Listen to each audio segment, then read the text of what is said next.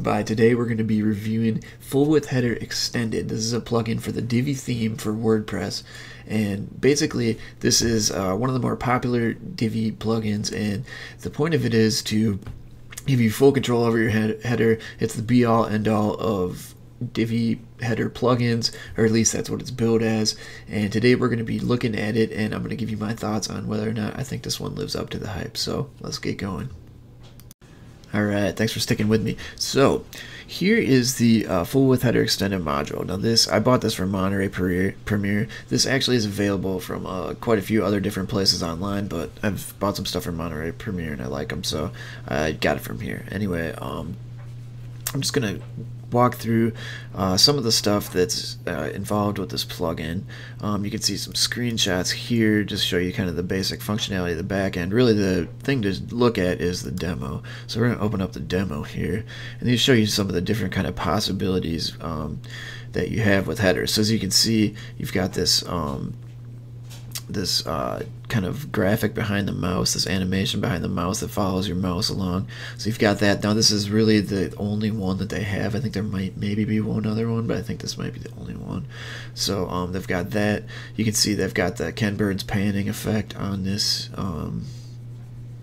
background image, and then you've got the text here that types and then kind of retypes. And you've got options for video pop-up and regular pop-up, as you can see there, and some different effects you can do on the buttons. And down here then you've got some other different kinds of backgrounds here. This one I thought was really cool, is the kind of fading gradient one. Now the only issue with this fading gradient background is it's kind of hard to, I don't know, I found it difficult for client sites to actually integrate this in. I think it's just a little bit too over the top. I really like it and I think it's cool, but kind of a tough one to actually use on the header. This actually might be a better one to do like in the body or something like that. But anyway, so that's that one. This is one of the main selling points for me because I really just thought it was a cool effect. You got some different animations, and you can see here you've got rotating text. This is kind of a nice feature to have. And some different options for the scroll down arrow. And if you got, here's a right aligned one.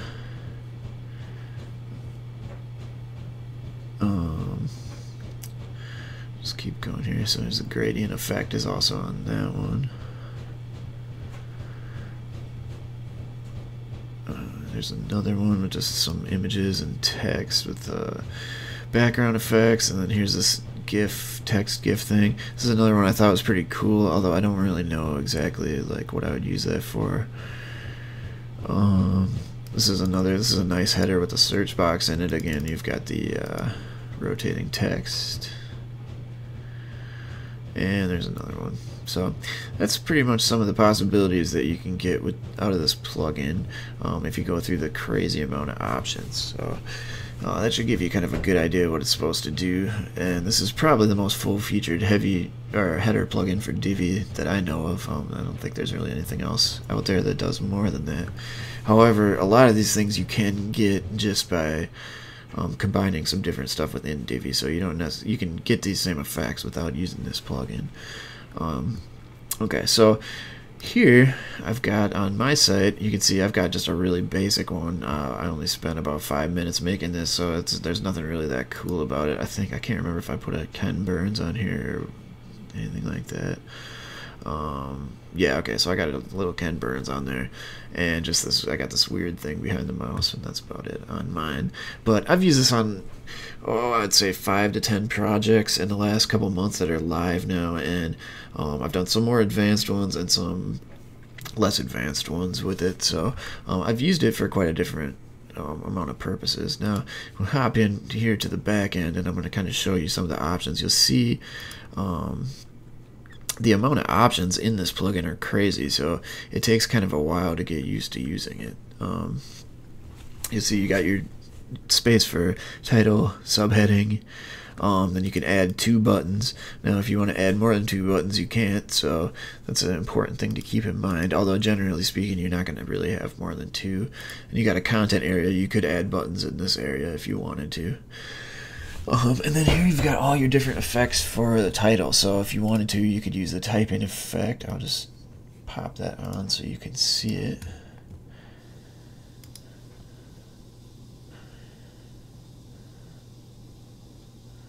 I'll just take a minute while this loads. Okay, see there, you can see it. It's actually not bad. It kind of makes it look a little bit better, but you can see one of the things is it loops, so you can disable that loop if you want to, and then it'll just stop right there. But that's kind of a nice effect. And then you've got, let's see what else is in here. You can change the color and all this kind of stuff of the typing. Turn that off, and now the text rotator. Here's another good one. This one will let you, in the title, separate the text you want to rotate with brackets. So here, I'll just show you how to use this one here. Okay. So we do separate it by brackets.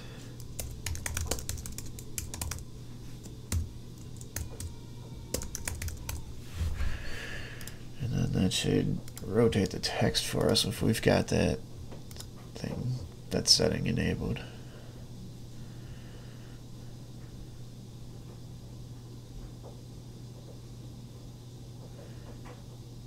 See, so you can see it'll just scroll right through those. So that's pretty easy to set up. Oops. Okay, let's see here. So, let's see. Let me take this out of here. I'm not going to go in and show you everything on here. I'm just wanted to show you a couple of the things you can do with the title. So let's actually turn that off. And then text light effects is another cool one. It just kind of makes it shimmery. Then you've got some other stuff for like fancy lines on the title. You can control all that different kind of stuff. Here's for if you want to use pop-ups or link up your buttons, you do that there. And then background, you can do overlay color up here in addition to the overlay down here. So I've got, rather than put a gradient on it in here, I just put the gradient on the image myself in Photoshop, but you could put a gradient over it if you'd like. You know, also do stuff like, you could hide those moving particles. You can see that's what it's called. I've got those turned on right now, but you can turn those off. Animated gradient background is a nice one, but some of these things don't, like, same with the slicey, they don't work with other fading effects and stuff like that, so you kind of gotta mess around with it to figure out what works with what. Ken Burns is a good one. I do like to use that one a lot, especially if there's not really if it's not going to be a slider or a lot of other animation. It's a nice way just to add a little bit of interactivity to the page without having much more than just a picture and some text. So I do like the Ken Burns, and it's nice you can control the speed of it. That definitely has come in handy. So that's a good one. And that's pretty much it as far as that goes. Then here you've got your design settings. You can choose whether you want the subheading before or after the title. I usually use mine after, but it kind of depends on what you're doing. If you want to just have a little one on top and then use the content block below it, that's one that you could definitely do. You can make it full screen if you want. There's several scroll down icons and some different type of animations you can choose for those there if you're using a full screen one. If you're not, then you probably don't need that. The fancy line thing, I tried using it a couple times and I couldn't figure out a way of really making it work well, so I didn't really like that one. Text color, you got your typical text stuff for the title, the text, and the subtitle, so that's all in there. And there's your content text right there, so you got all the regular options. Here's if you want to use like a search bar, you can style that there. And the search button even is right there. So way buried down here is where the header height was, and I've took me like about 5 different implementations of this plugin before I could remember where to find this, but this is a really important setting, is the header height, and also you can set it on mobile if you want to. And this is really important because obviously in most cases, if you're not doing full screen, you're going to want to control the height of your header. So and pretty much every one I've used this on, I've had to update this value, so it's kind of in a weird place on here, which makes it a little bit awkward, but that's where that is. And there's some more stuff for the buttons. You can custom style those if you want, and some other, just typical design options that you would have. And here on the Pro section is just more animations you can add from this panel instead of the other one. I usually have not had to use that section very much, and then advanced is pretty much typically what you would see in any other Divi module. So that's pretty much it. Now,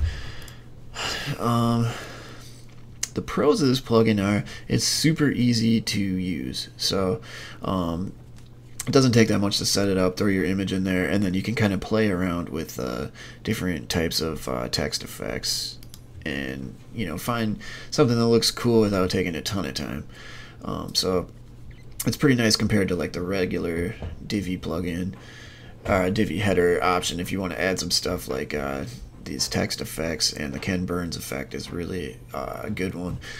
I used Ken Burns stuff on a lot of projects, so I would definitely say that's an important feature, although there is other plugins that will give you that effect, so it's not like you have to use this. And yeah, so there are a lot of options to it, and it's pretty easy to use if you're a beginner, even though there are a lot of settings in here. Most of the stuff is on this first page, so you're not going to kill yourself getting your main core stuff in there, and then you can kind of play around with these different settings here and find something that you like. So it's pretty good if you want to have that extra wow factor and you don't have a ton of other plugins, or you don't really know what you're not that experienced with doing this kind of stuff. So for that, it is good. Now on the negative side, there's definitely some stuff I don't like about this plugin. So as much as I do like all the options that you have, there's like so many settings on here, it can actually be kind of like overwhelming almost, just to try to like figure out what all is in here. Another thing I don't really like is that you basically only can align your content left, center, or right, and you can't easily like if I wanted to add a form in here, it wouldn't be that easy to do it. So, which has come up a lot of times actually. So, or like an image, if you want to have a static image. Actually, I think you might be able to do that, but it's not like super easy to do. Another thing I don't like is that on these rotating text effects, I could not easily find a way of controlling the speed on it. Now, I did notice that when we were just looking over the thing, that it said you could control the speed, but I don't think they were talking about the rotating effect, or if they were, it's not super easy to find it, because I actually spent like a good 20 to 30 minutes trying to figure out how to change the speed of this, because I had a project where it was going to be really cool to rotate the text, but I really just didn't like how fast it's rotating, so I ended up scrapping that and not using it because I couldn't figure out a way of changing the speed. So I actually think that this and some of the other text animations are almost a little bit useless if you can't change the speed, because at least for me, I wouldn't really like them going this fast.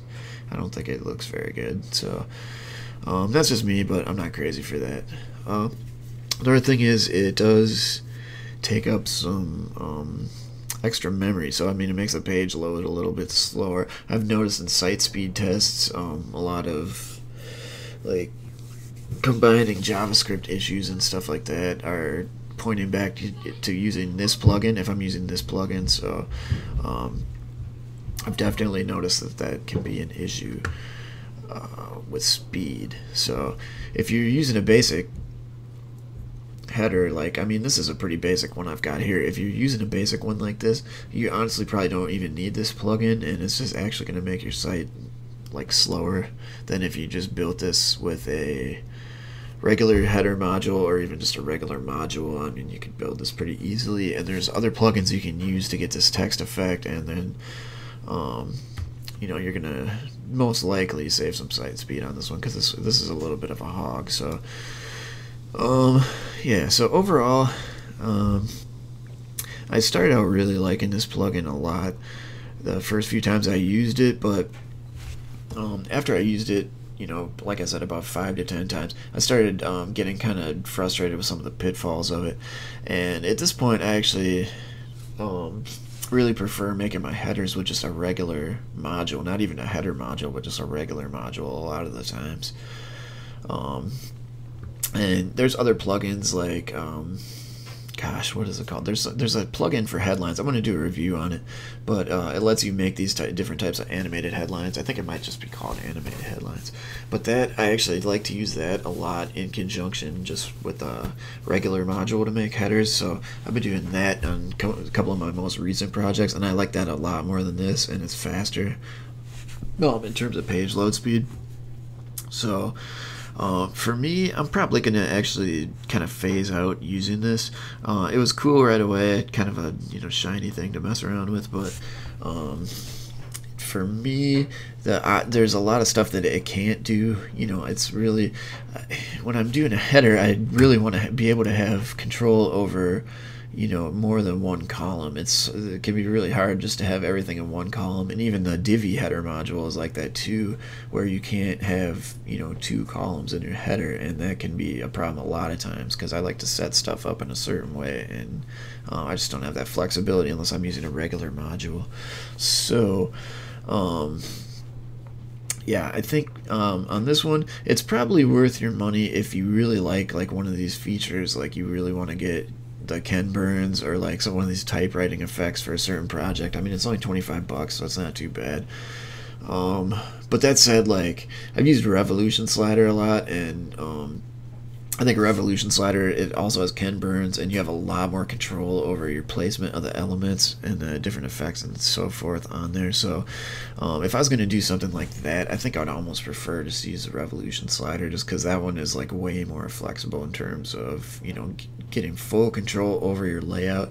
I think that's important, and you really just don't get it with this one. It's basically just the same Divi header module with some fancy bells and whistles added to it, which can be nice in some cases, but for me, I think it's lacking in giving me the full control I want over this area, because it's such an important area of your site, and it just sucks not being able to easily pop a form in there if I want to or something like that. So anyway, yeah, I would probably say this one is actually a little bit overhyped, and if I was going to do it again, I probably would not buy this one, because it just I don't think it's quite there yet. They're on the right track with it, but it's just not quite there yet. So hopefully I'll check this one out again in another few months down the road or something, and maybe there'll be some changes to it that make it a little bit easier to sort through all these options and do stuff that would be nice, like